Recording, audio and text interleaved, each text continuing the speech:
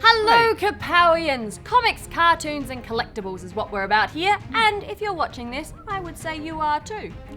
I'm Sonya. And I'm Al, and you know what? You're right. I like all of those things. Fantastic, you can stay. Oh, that's a relief.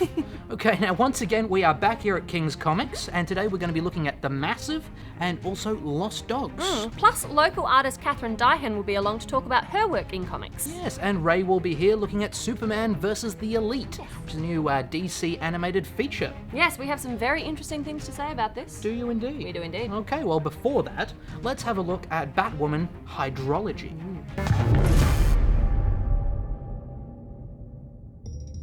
Now, I have wanted to look at the new 52 Batwoman for a while now. The first arc made quite a splash on the world, but I never actually got around to collecting the series. Luckily, it has just come out in a trade called Batwoman Hydrology, and it collects the first 5 issues. Yes. Ah, Gotham. It's so nice to be back.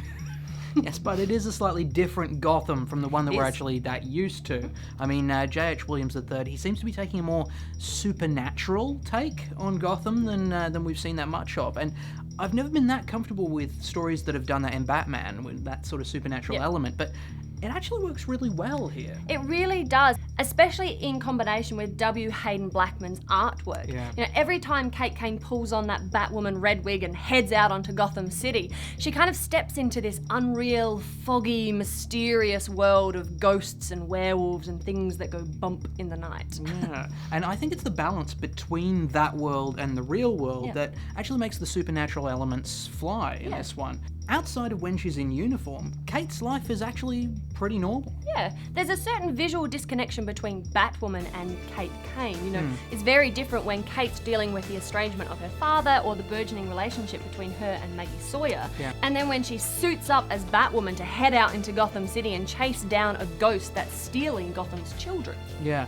Now, from the billowing red lining of her cape when she jumps over a bad guy to the murky blues and greys of this child-stealing ghost, everything seems more vibrant, more hyper-real when it's in the action scenes than it does in the real world.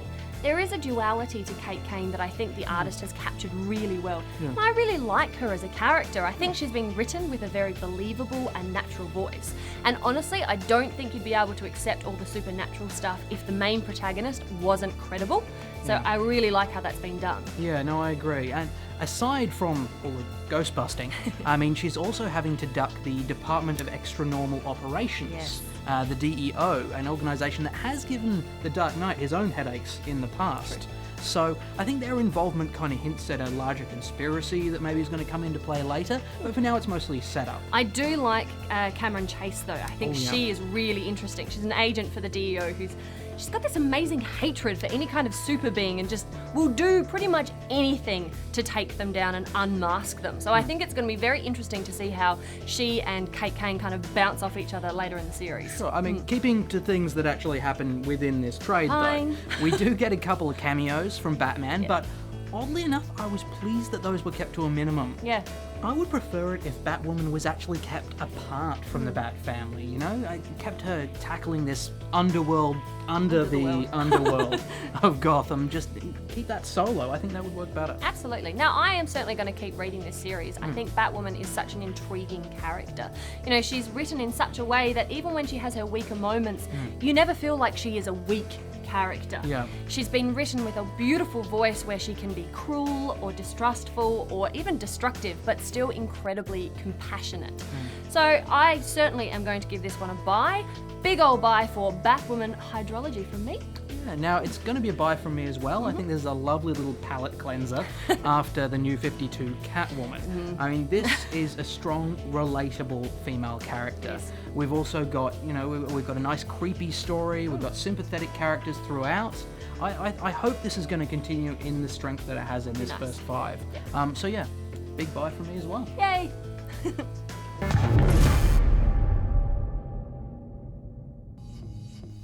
Okay, so today we're going to be talking to Catherine Dyhin. So thank you so much for coming on the show. You're welcome. All right, well look, if you could tell us a little bit about your background first of all, sort of how you got into comics creation. Yeah, absolutely. I spent a lot of time at art school, and during my honours year, I decided to take the opportunity to make a comic book. Fantastic. All right. And so have you always been into comics? Has been a long sort of abiding love there? Yeah, absolutely. Yeah. A long time passion ever since I was a kid. Oh, fantastic. Any major influences that kind of brought you into where you ended up? Yeah, absolutely. Tank Girl was definitely a big influence. Sure, Hewlett awesome. Martin and Preacher, Garth Ennis. And, God, I love Ennis. yeah.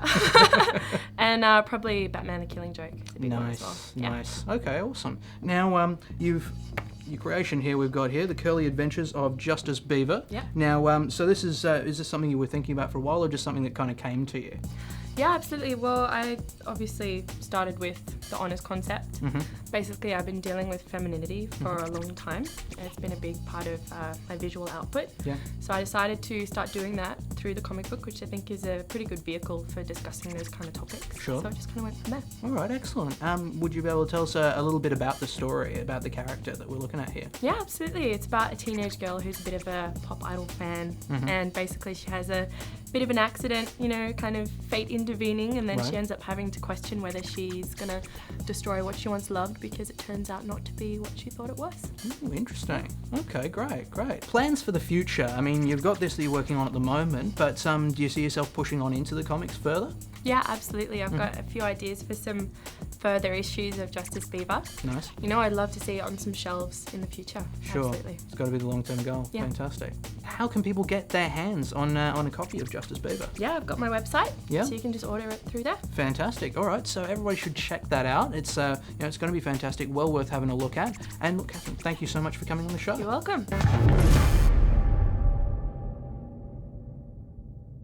Brian Wood's series The Massive has caused a bit of a stir now, hasn't it, Al? Yeah, there's been a bit of buzz. There A lot of has. people talking about it, a lot of people buying it. Indeed. But as we discussed last episode in relation to Saga, Yes.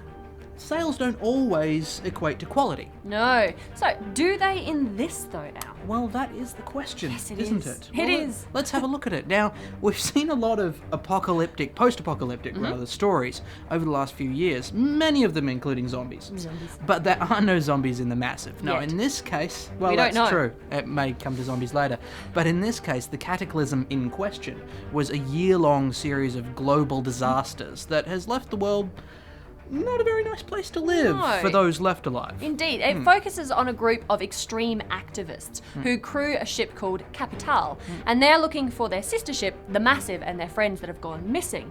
But they're also trying to work out what actually happened to cause this massive event that's kind of brought down civilization. Yeah, so obviously this comic has a lot of weighty themes to it. It likes to focus on some big questions. Stuff like, I mean, for one, what do environmentalists do when the environment is pretty much beyond help? Yeah, and do you stick to your moral code if no one is watching? So there's a lot going on in this comic, and I think the artwork does a really good job of capturing the mood. Yeah, Christian Donaldson's artwork in this has a really nice sense of realism to it that I really think fitted this story. Well, yeah, but I think more for me it was Dave Stewart's colours. There was this nice muted palette that's used throughout that really kind of, it underlines the bleakness of the story that we're looking at here. Yeah, now the faces though were a little blank. Yeah. No one seemed to have any more than one expression, which kind of put me off. Like, if they're not emoting, I can't feel any empathy for them, and so really I don't care about any of them. Yeah, no, I can see what you say. I mean, I think as they go through the story, they'll probably experience new things. Maybe would be they'll nice. learn new facial expressions. Raise an eyebrow. But I can see what you're saying. I mean, I did find it a little hard to get a sense of their personalities in Yeah. this. I would have liked a bit more time spent on actually introducing the characters. Well, they could have done that if they hadn't put so many flashbacks into this issue. The flashbacks. Now, I'm glad you did mention that, because I've said before, I'm not a fan of big chunks of exposition No, just me being neither. dumped into a story. Yep. And that happens in The Massive a lot. Yeah, and seemingly at random as Yeah. well. Like the first big chunk that we kind of get thrust into our face happens. No one's thinking about No. it, no one's talking about it, it's just turn a page, and oh look, Yeah, there's a couple of it's pages of not- exposition there. Yeah, it's not right at the start. It's a No. little ways in. That did seem kind of random. Yeah. Did kind of distract me. And as they kept doing that, it really kind of fragmented the story for me. It did. I feel like they should have spent more time kind of setting up the characters and the story of the Capital and the Massive, and dribble this kind of information about the cataclysm and the earthquakes and everything throughout the entire series, so that by the time you get to the end of an arc, you know, rather than having it all pushed into your face like an environmental sciences lecture. Yeah, it did come across a little bit like a documentary or a textbook. Honestly, comes right down to it, I expected more from this comic. Me too. I've liked Wood's other work. I like Northlanders, I like DMZ, and so I came into this going, fantastic, let's check this out, this will be awesome, but it just left me cold. The characters are not developed, I have no empathy for them, I don't care whether they kind of survive or find them massive, I just don't care. So, a bit harsh, but hey, what are you going to give this one, Al? Okay, well look, I did find myself a bit distanced from this one. It came across a bit dry at times and sometimes even a bit bland. But look, I'm hoping Wood is going to pick up from here on in. Now that he's got the history out of the way, he might just move on and really push forward with the story. We've seen him do really well before. Yep. I'm willing to give him the benefit of the doubt. I mean, yeah, I'm not that impressed so far, but I'm hoping it's going to be better. So I'm going to give it a borrow. Okay. I am not. Ooh. I am going to bury this. I know, crazy. Yeah, it is. Like I said, I may be a little bit harsh on this, but honestly, the characters not developed enough for me to care. Like I said, the story doesn't go anywhere. Where it ends is where I think it should have started. The color palette, yeah, that's nice, but the faces, please have an expression, raise an eyebrow, have a smirk. I don't know, Anything particular you're wanting with the expressions? just something rather than. Because They're boring. very intense. They're very intense. I'm certainly not going to pick up issue number 2. I don't care about these people, I'm afraid. So it's a berry. Got a berry from Sonya. Got a berry from Sonya. Intense look.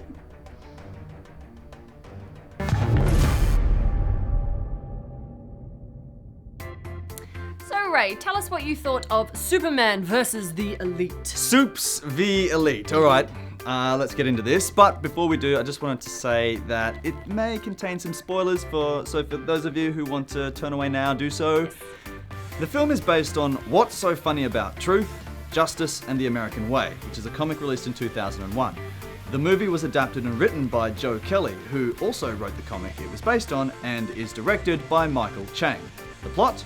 Superman's effectiveness as a superhero comes into question when a group of super powerful crusaders known as the Elite appear on the scene. They are led by a British public identity, hero Manchester Black. Now, as superheroes, the Elite know no bounds and are more than willing to kill, even on a massive scale, to stop villainy. Now this puts them on a collision course with the ever-ethical and decidedly non-lethal Man of Steel.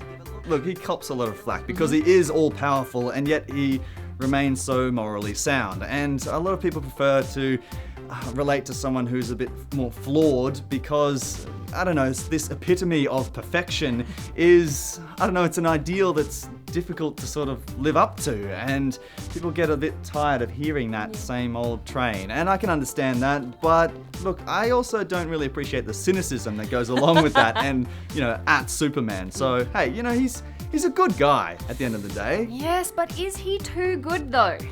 Well, look, I guess that's his dilemma, isn't Yeah. it? Because, look, Superman, he gets the bad guys, but, you know, he doesn't kill the bad guys. They're kind of left to destroy another day. So, you know, is an eye for an eye a remedy? Some would say yes, some would say no. I mean, that's some of the discussion that I think is interesting surrounding this film in particular. Yeah, absolutely. But thematically, it did get a little bit repetitive, that kind of theology going around. It does, but it was written for a younger audience, It was. PG-13 in the US. Yep. However, here in Australia, it was given an M rating, and I don't quite know how that No. classification works. No. Yeah, but anyway, Joe Kelly, I think he does a really good job in writing this, and there's some excellent dialogue, I thought. Did you? Oh no, the dialogue is great, and there's some really nice regional accents that are happening in it, which is Yeah. really good to hear in an animation. yeah. It's not all one rhythm or one note, and Yeah, there exactly. are some really good one-liners, really. There is. I mean, Manchester Black has most of them, but there's a few others that fly around. Yeah, I agree. He was a great anti-hero, and look, he had a real charm about him. Definitely the most interesting of the 4 elite members. Yeah, but what was with Menagerie and Cold Cast? I didn't think much of them. The hat was kind of cool. Yeah, well, at least the hat kind of had some layers, Yeah. you know. But what bothered me most was how Superman didn't know about these guys prior to their arrival. I mean, sure, look, you might not know about the black and the hat because they're kind of inconspicuous. They can blend into day to day, but Menagerie and Cold Cast are kind of characters that you couldn't really hide. No. And I mean, how big is this Earth in this universe? I mean, doesn't he work for a newspaper?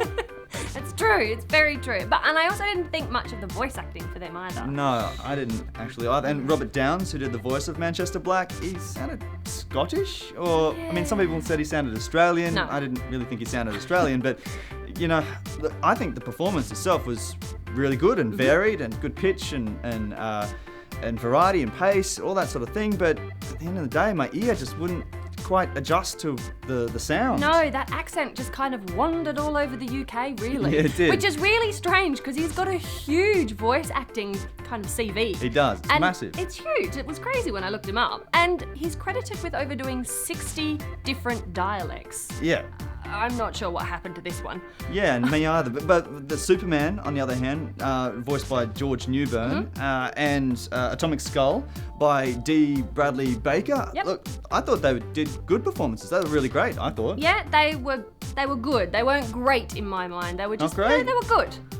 Okay, what did you think of Lois, though? I did like Lois. Paulie Perrette's voice had a nice roughness to it that Yeah. I really think it joined in with the Lois character really, really well. Absolutely. I also love the fact that Lois didn't get involved in this. She didn't get kidnapped, she didn't Refreshing. get held hostage, she just kind of hung out with Superman's girlfriend and Lois Lane reporter. That was awesome. It was great, but I didn't like the relationship between Superman and Lois. Well, it just seemed too casual, just like a normal, everyday relationship. But he's a superhero, so I Yeah, don't know. but I liked that. It was nice to see them just, hanging out at home, being a normal couple. So what is Superman? Yeah, but if you want to domesticize them, then have them, I don't know, having an argument over making something to eat at the kitchen, in the kitchen or something, because it was just seemed too static. Those two Okay. just sitting on the lounge, okay, this is us, nice little snapshot. And, well, I did, from my memory of their relationship, and now I just couldn't get the link, and this sort of didn't really move the story forward for me. Fair enough. I don't know, which brings me to another point about how static it was, some of the animation. Now, some of the animation looked a bit flat, which, is a shame because there were also some awesome moments like Clark at home on the Kent farm, outside of Smallville. That looked wonderful. And I just don't understand why they don't apply the same details across the board. It can't be a question of money, surely. If they want to take it seriously, and compete against something like Studio Ghibli, then I think they have to step it up a notch. I mean, after watching JL Doom, I must admit I had kind of low expectations of the animation and the action sequences, so I was actually quite pleasantly surprised. Yeah, me too. I think the fight scenes were cool. I mean, there's lots of interesting and varied ideas, and there's a couple of awesome highlights, which I won't spoil for you all, but that is something that Warner and the Warner and DC team do very well, I think, is the fight scenes and action sequences. It's well directed in that regard. But what they don't do well is DVD extras. Yeah. I mean, they had, some stills for Dark Knight Rises. Scene, don't really want to see anymore. And then they had the preview for Dark Knight Returns, Part 1, the animated movie, which looks great. Pretty cool. But then what else? There was no storyboard art, there was no interviews with casts and creatives, crew, nothing like that, and not even some imagery from the comic of which they adapted from.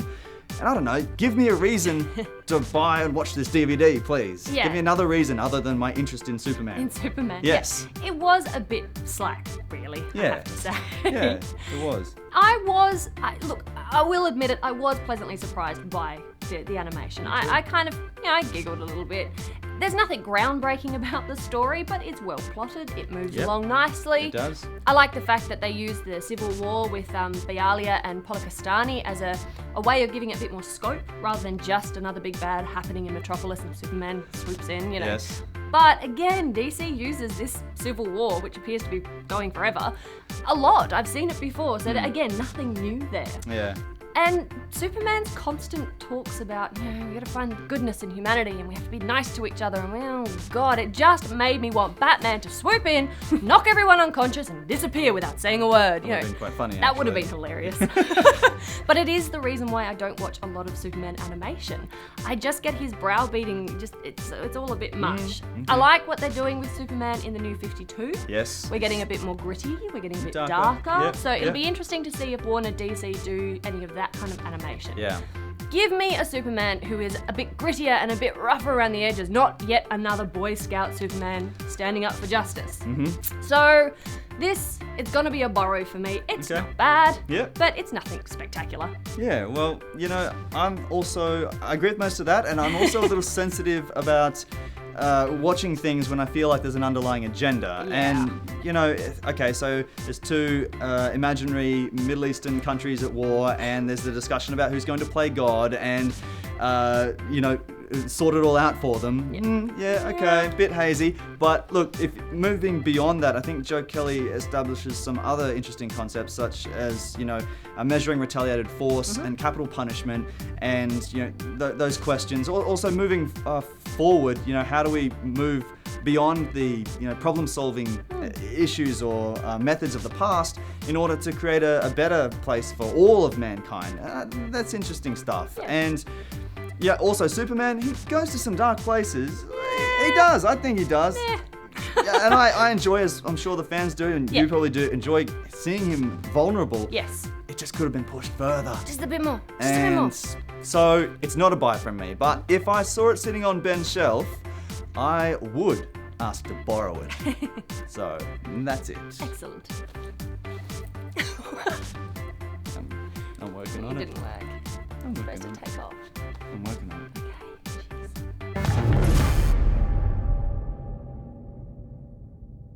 Okay, now, some people will know Jeff Lemire's work from his graphic trilogy, Essex County, or from Sweet Tooth, or from New 52 Animal Man he's been doing as well. But today, we're going to be looking at his Xeric Award-winning book, which he actually self-published back in 2005. Now, Lost Dogs has been out of print for a little while, but it has been remastered, re-released for our reading pleasure by Top Shelf Publishing. And I personally am really glad that they did. See what you did there with the re. Yes. Word to the wise, though, Lost Dogs is not an easy read. It's quite a brutal tragedy, and you will not get to the end without having a little bit of a cry. You're actually not far off there. I mean, there were a couple of sections in there where I did find myself welling up. Only a couple? Only a couple. I'm pretty tough, but it did get to me. I mean, this is quite an affecting piece of work. And for once, it wasn't really the story that got to me so much as it was the artwork. Well, the story is quite simple in and of itself. Yeah. A farmer takes his daughter and his wife to the big city for a nice day out. They get attacked, the daughter gets killed, the wife gets taken, and the man gets left for dead. Yeah. Now, really, it sounds like the origin story of any number of superheroes. It's true. I mean, that could be the beginning of any one of a number of stories. I mean, that's the sort of thing that gives us people like Spider-Man, Batman, The Punisher. Yeah.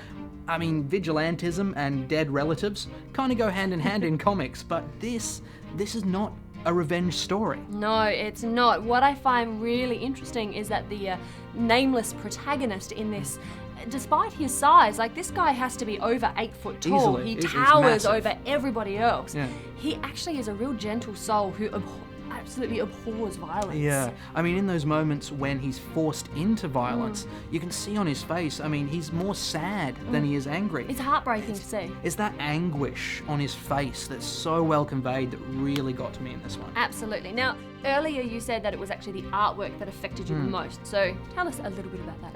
Okay, you interviewing me. I'm interviewing you. now. Okay. Well, look, for one thing, it's incredibly stark. I mean, there's only black, white, and red in this, and the red is only seen in the candy striping on the farmer's shirt and in the frequent sprays of blood throughout this comic. I mean, Lemire uses these black backgrounds and these thick, Messy chaotic, lines, the really, chaotic lines and zooming in on body parts and things Yeah, like that. very interesting. It really underlines the ugly world that this tragedy takes place in. Yeah, but on the flip side to that, that kind of messy, chaotic ugliness really highlights the tenderness and the love that the farmer has for his family, and indeed they have for him. There's a particular scene in a hospital with big, thick black lines, and it's really dark and it's really messy, but the love that he has for his wife just absolutely shines through. And honestly, it's one of the panels that really got me a little teary. Which makes it all more painful, doesn't it? Painful to see. Now, interestingly, Lemire has a little preface at the start of Lost Dogs where he says that he's kind of looking back. He looks back at it and he feels like it was a bit rough and that it's kind of spontaneous art and he's not, 100% on what he did. But honestly, I think the story just shines through and the artwork is just so beautifully matched to this tragic, ugly story.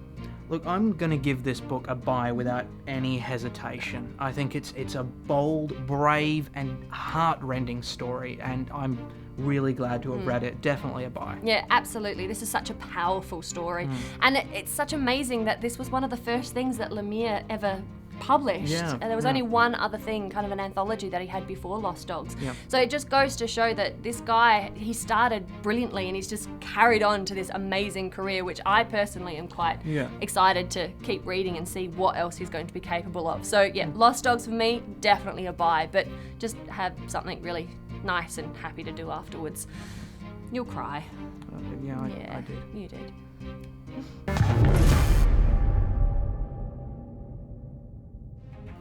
Okay, guys, that is all we've got for you this week, but we will be back next episode with Ted McKeever's Meta 4 and also the Hypernaturals. Indeed. Now, quickly before we go, Ray, Al, and I were very lucky to go to Spider-Man last night, thanks to our friends here at King's Comics. And on July the 18th, which is not very far away, King's Comics are holding a preview screening of The Dark Knight Rises. Which is going to be awesome. Now, as much as I love the Avengers and I really dug Spider-Man as well, I think Dark Knight's just going to eclipse them both. That is a very big call, Mr. Brown. All about big calls.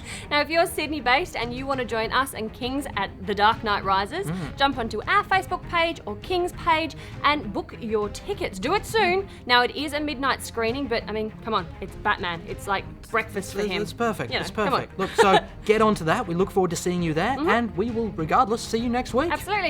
Bye, guys. Stop it. No. You're wearing a Batman t-shirt.